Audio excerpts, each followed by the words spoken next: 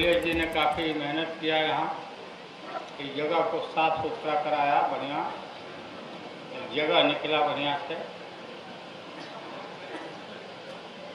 क्या हालत था इस जगह का,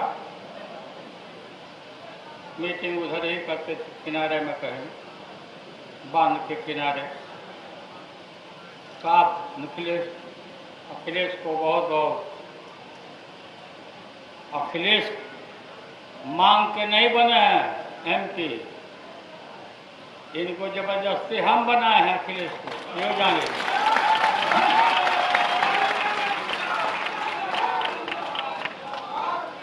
हम रांची जेल में थे, मिलने गए थे, दूसरे के लिए गए थे, दूसरे के लिए एमपी बना दीजिए कांग्रेस पार्टी से।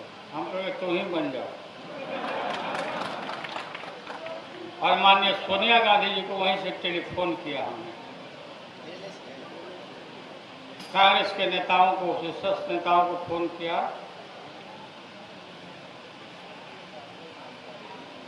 कि अहमद भाई को फोन किया, अहमद भाई को, कि हम इनको डिक्लेयर करिए, हम इनको बनाते हैं हम राज्यसभा।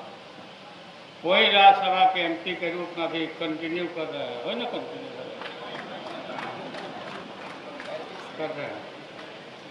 आप सबको बहुत बहुत धन्यवाद। बहुत देर तक आप लोग बैठे रहे, हम लोग भी रुके। फिर